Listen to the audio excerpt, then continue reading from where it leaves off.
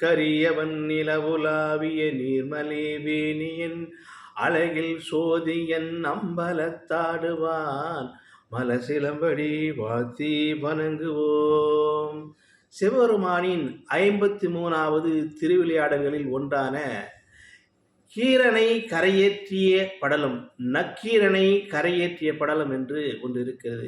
இறைவனாரி புலவனான நக்கீரன் நீர் எழுதிய பாடல் குற்றம் குற்றமே, நெற்றிக்கண்ணை திறப்பினும் குற்றமே என்று வாதாடி அதற்கு அவனுடைய அகந்தை போக்க வேண்டும் என்பதற்காக பல வாதங்கள் செய்தும் அவன் தமிழ் மீது அன்பு கொண்டு தமிழ் மீது நேசித்த பக்தி கொண்டு சிவபெருமானை நிந்தித்ததால் அவன் நெற்றிக்கண்ணால்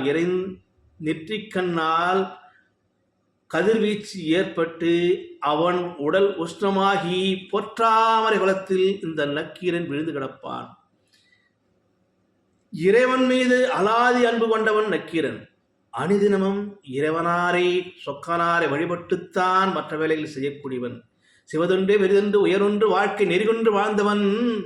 தன்னுடைய புலமையின் மீதும் எல்லாம் நமக்கு தெரியும், நம்மை விட யாரும் இந்த உலகில் சிறந்தவர் இல்லை என்று அகங்காரம், செருக்கு, இதனால் அவனுக்கு ஏற்பட்ட ஒரு மிகப்பெரிய இந்த இழுக்கு, இதனால் பொற்றாமரை குலத்தில் விழுந்து கிடக்கிறான் இந்த நக்கீரன். இந்த அரசன் இல்லாத ஒரு நாடு போல, அரசன் இல்லாத நாடு போலவும், மணி இல்லாத கண்டிகை போலவும், ஞானம் இல்லாத கல்வி போலவும், இப்படி தமிழ்ச்சங்கம் இல்லாத தமிழ்ச்சங்கத்தில் தலைமையேற்க நக்கீர் இல்லாதது அரசன் இல்லாத போலவே இருக்கிறதாம் இந்த செண்பக பாண்டியனுக்கு. தன்னுடைய செருக்கினால் ஆணவத்தால் இறைவன் மீது வாதம் செய்தால், உமையவளை பழித்து இழுத்து பேசியதால், உமையவனுக்கு கூந்தலில் நறுமணமின்மை என்று பேசியதாலும் அவனுடைய நல்லறிவு புகட்டுவதற்காக இறைவன் அவனை நெற்றிக்கண்ணால் கதிர்வீச்சு அவன் பற்றாமல் கிடக்க விழுகிறான். சரி, என்னை என்று யாதென்று தெரியாமல் செண்பக பாண்டியன் அனிதினமும் பூஜை செய்கிறான், புனஸ்காரம் செய்கிறான், போற்றி பாடுகிறான். புலவர்கள் எல்லாம் வருகிறார்கள் சொக்கநாதரிடம். பதிகம் பாடுகளாம், அன்னதானம், அபிஷேகம் அனைத்தும் செய்தும் சொக்கநாதன் மனம் குளிரவில்லை. உமையவர் சொல்லுகின்றார் சொக்கநாதனிடம், சுவாமி, ஏதோ உன் பக்தன் தவறு இழுத்து விட்டான். அந்த தவறுக்காக நீ ஒரு பிள்ளை தவறு செய்தால் அந்த பிள்ளையை நீ நல்லறிவு புகட்ட வேண்டுமா இல்லையா? அவன் பிள்ளை போன்றவே அல்லவா? அவனை நல்லறிவு புகட்டுவது உன் கடமை அல்லவா? அதற்கும் சலிக்காமல் சொல்லுகிறார் ஈசன், அம்மையே, எல்லாம் தெரிந்தவனுக்கு நான் தெளிவுபடுத்த விரும்பவில்லை.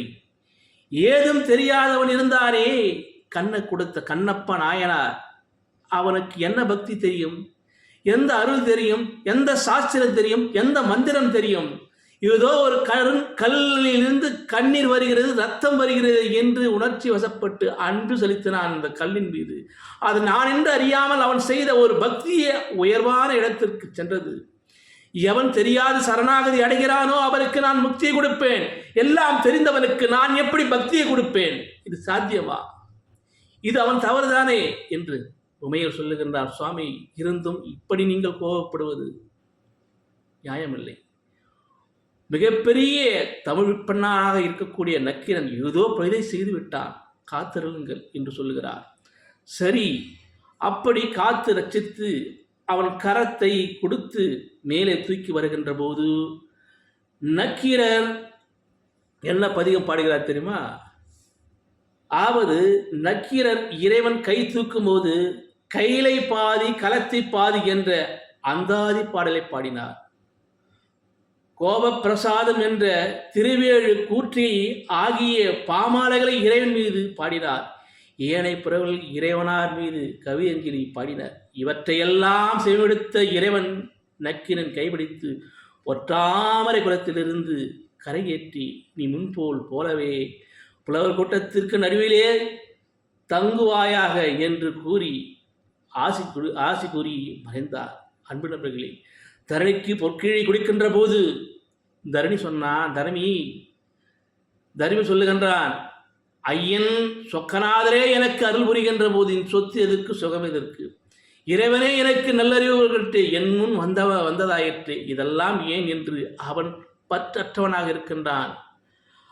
பற்று அற்றவனுக்கு பற்று கொடுக்கின்ற இறைவன். ஆகையால் நீ இறைவன் மீது பற்று வைத்ததால் அந்த பற்றினால்தான் நாங்கள் இந்த ஒரு திருவிழா நடந்தது. எனக்கு இறைவன் நல்லறிவு புகட்டினார். ஆகையா இதை வைத்துக்கொள் என்று தருவி பெற்று சுகபோக வாழ்ந்தார். இதிலிருந்து நாம் தெரிந்து கொள்ள விஷயம் என்னவென்றால், சிவபெருமான் இந்த திருவிளையாடலை செய்து இதன் மூலம் உலகிற்கு அளித்த நன்மை என்ன?